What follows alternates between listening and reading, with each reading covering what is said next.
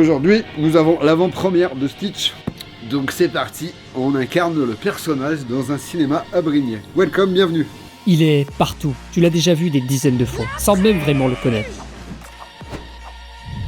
Lui, c'est Fred, mascotte qui fait rêver les petits tout comme les grands. Et pourtant, derrière ce masque, il y a l'histoire d'un homme unique et réel. Voici l'histoire d'une mascotte pas comme les autres. Une icône française avec un visage inconnu. Alors je l'ai suivi pendant plusieurs jours pour comprendre qui est vraiment l'homme derrière le masque.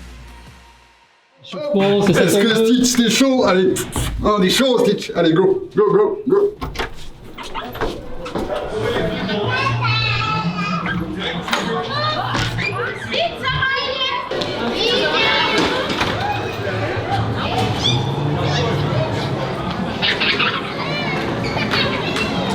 Fred, est-ce que tu peux te présenter? Bonjour, enchanté, moi c'est Fred, Rodéo Lala, barbe bleue comme vous voulez. Ma vie, c'est de faire le con en mascotte.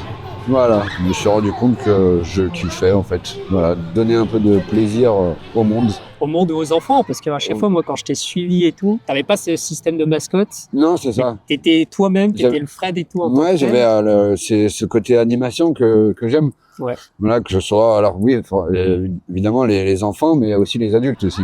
Ouais. Ouais, faire rigoler, c'est ce qui me plaît. Ça a toujours été mon rythme de vie, faire le clown. Mais je me suis dit, pourquoi pas en faire mon métier. Et du coup, tu finis mascotte, quoi. Ouais, exactement, c'est ça. C'est pas la meilleure chose, quoi. C'est la meilleure chose. Si on peut arriver à donner un peu de sourire un peu à tout le monde. Donner du sourire à tout le monde. C'est la phrase qu'il n'arrêtait pas de dire tout au long de la journée. Est-ce que vous avez passé une bonne journée? Oui. J'ai rien entendu, vous avez passé une bonne journée? Oui. Après, ça apporte du sourire, que ce soit aux enfants ou aux adultes. À partir du moment où tu leur mets des étoiles dans les yeux, la sueur, on s'en fout.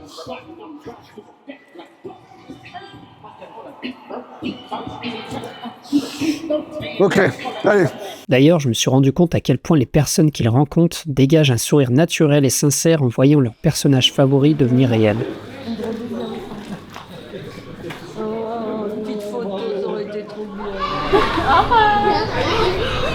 Allez les filles.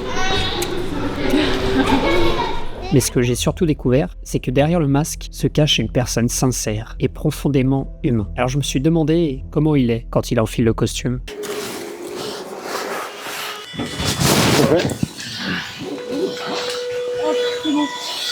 C'est bon. Quand j'enfile une mascotte, je regarde en l'air, je prends une grande inspiration et je rentre dans le personnage.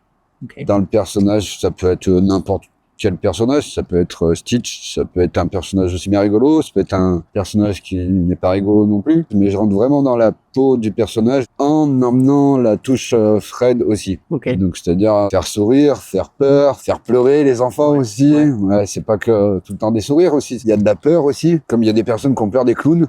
Ouais.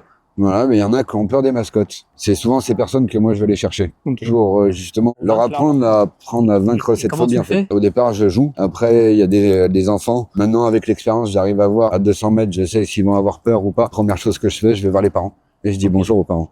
Ça rassure les enfants. Okay.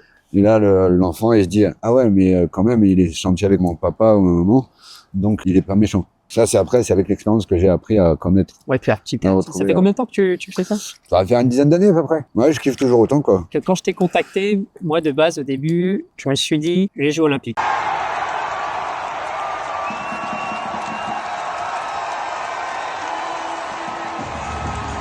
Puis la cérémonie d'ouverture, la friche connaît un succès grandissant, déchaînant les foules à chacune de ses apparitions. Mascotte officiellement des Jeux Olympiques, donc les Jeux Olympiques de 2024. 2024, c'est ça. Au Stade de France. Ouais. Il y avait combien de spectateurs quand tu l'as fait? Alors j'ai fait le Stade de France, mais j'ai fait aussi le Stade de Lyon, donc il y avait à peu près entre 40 et 60 000. J'avais pas objectif de divertir. Du coup, je suis parti en improvisation. Il y avait des choses que je devais pas faire, mais un côté un peu fou. Je pense que dans ton métier, c'est ça le plus important, c'est le côté fou, tu te libères pour l'improvisation en fait. Ouais. Voilà, c'est mon rythme de vie, c'est l'improvisation. Ouais.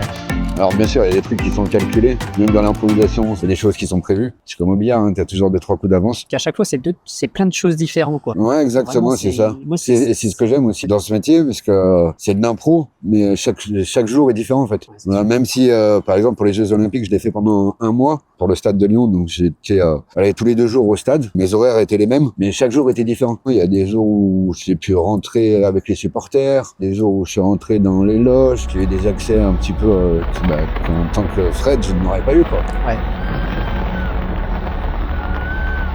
Là, juste, nous, quand on a fait le méga CGR, on est rentré dans les coulisses, sur scène même, il y a un moment, t'as voulu t'amuser et tout.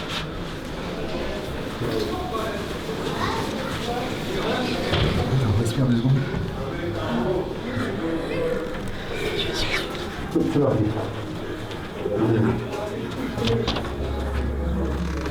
T'en penses quoi? Non, mais c'est bien le bleu. Ouais. Ça va avec tout le bleu. Ça va avec Des endives. ouais, un bon bleu sur du pain. La Californie, c'est à des milliers de kilomètres d'ici. Eh ben, on a qu'à une minute. C'est comme si on était sur un manège. Ma mamie disait qu'il ne faut jamais renoncer. Buffalo Kids, bientôt au cinéma. 130 de Lyon, 130 décollages, 130 aventures, 130 opportunités de découvrir, vivre, se réinventer, oser. Lyon Aéroport, 130 destinations directes et une infinité de possibles.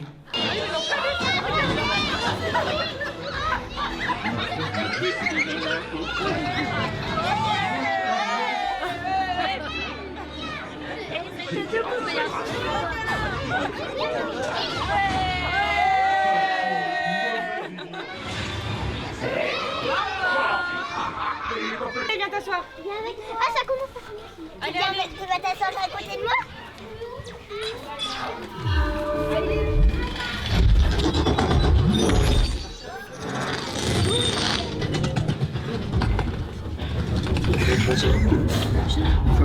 Alors, comment c'est? Ah, je peux plus respirer là. Niveau CO2, on est au plus bas. Ouais, mais quand tu vois le regard que ça leur amène, c'est trop bon.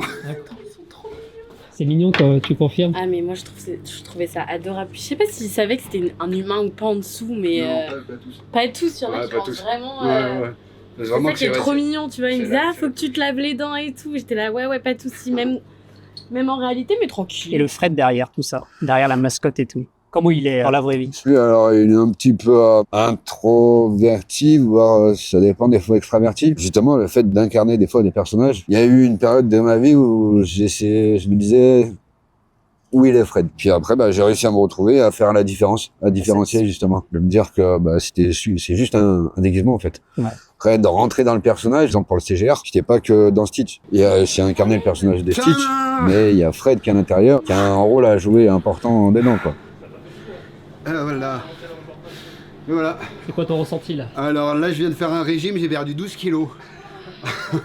À peu près. C'est hyper intéressant. N'hésitez pas surtout à lâcher un commentaire si vous avez des questions à Fred, parce que je pense que carrément, c'est un plaisir aussi de répondre C'est dans ça. les commentaires Bien sûr. sur la profession d'une mascotte. Est-ce que tu as un souvenir d'une mascotte vraiment qui t'a émerveillé? Est-ce qu'il y a eu un moment vraiment incroyable dans ta profession? Ouais, J'ai pas envie de j'en dire ai, le mot profession parce que je sens un peu la passion aussi avant tout. Ouais, j'en ai 2. J'en ai une que j'ai incarnée pour la finale de la Coupe de France de foot, Toulouse-Nantes. C'était pendant la mi-temps. J'ai incarné une mascotte. Là, c'était au Stade de France.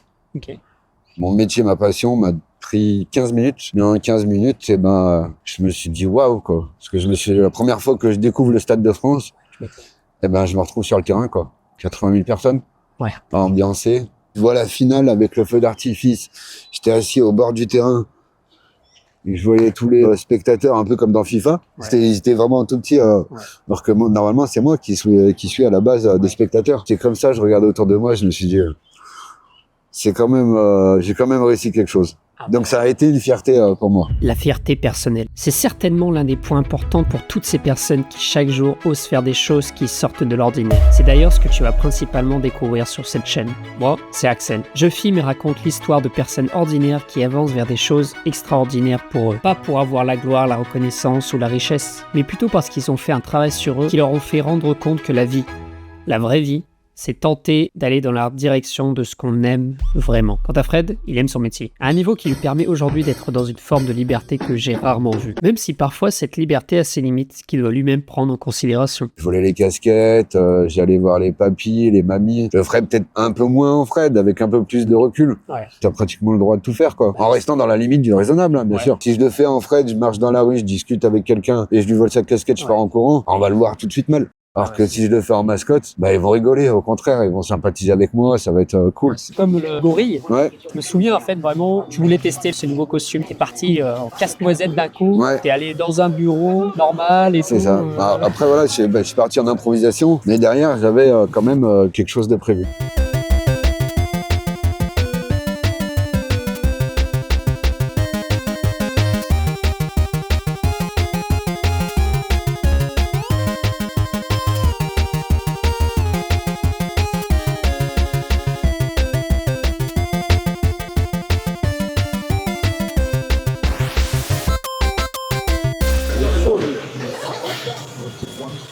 Ça va toi?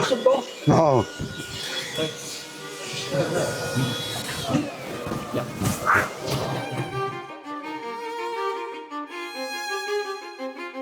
T'es émerveillé quand t'es une mascotte, t'as les gens qui ont des étoiles plein les yeux. Moi ça me fait kiffer aussi, hein, qui justement ils sont un peu en retrait, qui sont timides. Et c'est souvent eux que je vais aller chercher encore plus. C'est eux qui m'attirent encore plus. Pourquoi ils t'attirent? Pour casser un peu la barrière, justement. C'est peut-être pas grand-chose que je fais, mais si ça peut leur permettre de leur donner un sourire. Je vais te dire un exemple tout bête. Hein. Quand je faisais les tracteurs, il y a eu des personnes qui étaient pas contents, qui ont une journée de travail qui était pourrie, qui sont un peu dégoûtées. Bah, juste leur fait d'aller les voir et de leur donner le sourire. Moi, j'ai gagné ma vie. Alors, même si des fois, bah ouais, hein, bien sûr, hein, c'est un métier. Tu peux gagner bien ta vie, mais pas tout le temps. Hein, j'ai travaillé aussi un peu à droite, à gauche. Pour l'instant, je n'en vis pas totalement. Mais justement, c'est le fait d'apporter ce petit sourire qui me redonnait cette rage de continuer et d'y aller encore. Et de redonner encore plus de sourire. Vous savez crier ou pas? À 3, vous criez. Vous êtes prêts? 1, 2, 3. Et là, vous savez crier. À 3, vous criez. 1, 2, 3. Allez, encore plus fort. 1, 2, 3. Et là, 1, 2, 3.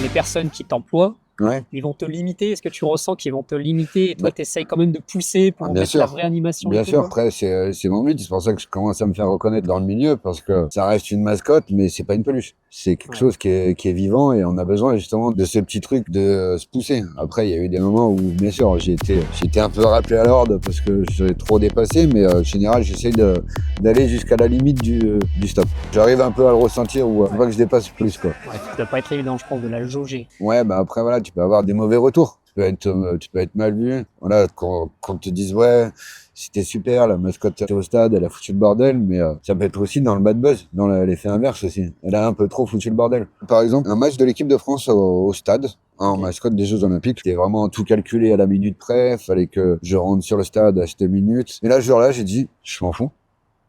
Donc on y va, donc je suis rentré dans les supporters, je suis allé m'amuser avec eux. Les supporters, c'était cool, mais derrière, j'ai eu un retour, j'en avais trop fait. Mais par contre, le fait que j'en ai trop fait, eh ben, j'ai Combini qui m'a mis directement en avant.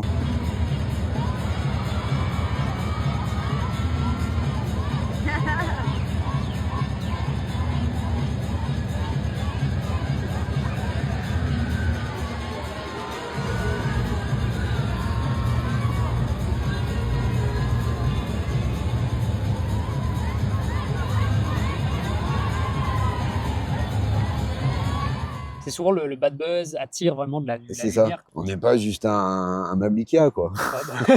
Faut rentrer dans le personnage et puis il faut y aller. Donc c'est pour ça, après, des fois aussi, j'aime bien faire la différence quand je me retrouve en Fred. Il y a des personnes, ils savent pas que c'était moi qui faisais la mascotte. Je trouve ça cool aussi. Quand je suis dans la mascotte, je suis mis en lumière. Des fois, j'ai des foules, j'ai 300, 400 personnes autour de moi. Et une fois que j'enlève la mascotte, et ben, je suis avec le public et je cherche la mascotte où elle est. Et ça, je kiffe ça. Tu m'étonnes de J'adore ça. personnalité et tout. Les personnes sont vraiment en mode bah t'es qui toi alors que Ouais, c'est ça. fait peut-être 1 heure que je te fais un câlin quoi. Exactement, c'est ça. 3/4 des mascottes ne parlent pas. Et justement, des fois, j'ai fait exprès pour pouvoir sortir du personnage après et pouvoir parler pour qu'on ait aucun doute sur moi. Même si maintenant, vous savez qui c'est. Si vous avez croisé une mascotte, je suis peut-être dedans. Bah, essayez, franchement, dès que vous voyez une mascotte, dites Fred et peut-être il va faire quelque chose. Peut-être, on verra. On va voir. Mais je n'ai jamais enlevé. Je veux pas enlever le costume devant un enfant. Oui. Je veux pas casser quand même ce petit mythe. Oui. Comme si Mickey a enlevé son masque et derrière c'est un gros barbu, c'est moi. Est-ce qu'on peut dire un truc, par exemple, si les personnes disent Fred, est-ce que toi tu peux faire un geste, faudra s'en souvenir à ce moment-là. Comme ça. Ok, voilà. Bah essayez, franchement. Si un jour vous voyez le mascotte, Si- essayez comme ça. Si vous dites Fred et qu'il fait comme ça, c'est que c'est moi. Voilà. S'il fait pas comme ça, c'est que c'est peut-être quelqu'un d'autre. Ou c'est peut-être moi, mais je vous ai bluffé. C'est bon. Ça va comme ça, les gars, Antoine.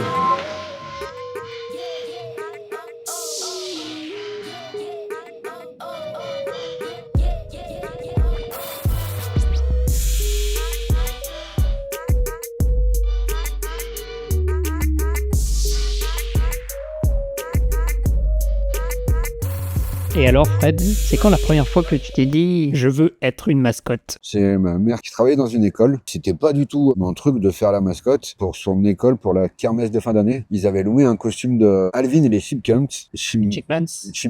Ouais. Ils avaient loué ça et ma mère m'a demandé que tu veux faire la mascotte. Moi, je connaissais pas du tout ce métier. C'était la première fois. J'ai dit OK. Et là, j'ai incarné le costume et je me suis retrouvé au milieu de 300 enfants, débordé dans tous les sens. Et là, j'ai dit, ah ouais, mais en fait, t'es un doudou géant, en fait. C'est là où j'ai commencé à kiffer ce métier et c'est à partir de là que j'ai dit, allez, c'est parti, quoi. Que ça aussi, on le dit pas souvent, mais t'es débordé, que t'as personne. À l'intérieur, t'as vraiment chaud. Des moments où tu peux pas respirer, où tu suffoques. T'es vraiment mis en lumière, donc t'as une foule autour de toi. En plus, si tu parles pas, tu peux, pour te dégager, pour aller souffler. Parce que tu peux pas, tu sais, il y a aussi bien t'as des enfants, des adultes qui te tirent dans tous les sens, qui te bousculent, des jeunes qui essayent de te tirer un peu comme ça, ils veulent te porter, te jeter, ils pensent vraiment que t'es un doudou. Il y a des fois, des personnes oublient qu'il y a vraiment quelqu'un de vivant à l'intérieur. Quelqu'un derrière. Ouais. Quand t'es mascotte, forcément, t'as des costumes multiples et tout. Bien sûr. Je me souviens du Roi Lion, de Spider-Man aussi, qu'on l'avait vu à un atelier. Est-ce que tu peux parler de comment tu fabriques ces mascottes-là? Et est-ce que tu as des collaborations? Est-ce que tu as des aides? Oui, bien sûr. Je suis en collaboration avec Mascotte en Folies, Events en Folies et Gonflable en Folies. Donc, Mascotte en Folies, ils font les 3/4 des créations personnalisées. Par exemple, sur la mascotte de tracteur, c'est Mascotte en Folies qui s'est occupé de la création. Donc, on a des ateliers de fabrication qui s'occupent de ça. Et sinon, sur les autres, je suis en partenaire avec des agences événementielles comme Gonflable en Folies et Events en Folies, qui, eux, ont déjà leur propre mascotte et qui me vendent en tant qu'animateur.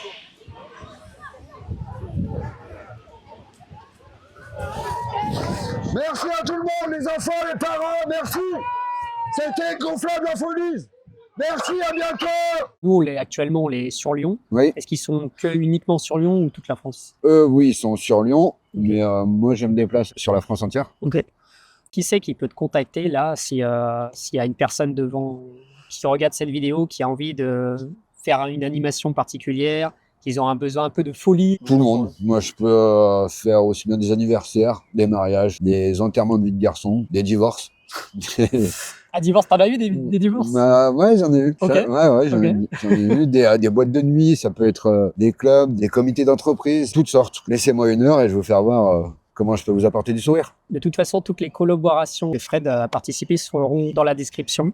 Donc n'hésitez pas à aller voir tout ça. T'es sur Lyon. Comment on peut te contacter, toi, le plus facilement possible? Là, vous tapez ça à Rodéo Lala et vous allez trouver. N'hésitez pas à aller voir tout ça, comme ça vous allez découvrir un peu son univers exceptionnel. Merci d'avoir regardé cette vidéo. Actuellement sur une chaîne où on raconte plein d'histoires authentiques comme Fred. Si vous aimez bien ce contenu, n'hésitez pas surtout à vous abonner, donner un petit peu de force. Commentez aussi pour me dire vraiment spécifiquement quelle histoire vous aimeriez être racontée. Et aussi, si vous voulez raconter votre histoire en vidéo, cette chaîne est créée pour ça. N'hésitez pas à me contacter, je vous laisse mon adresse mail en description.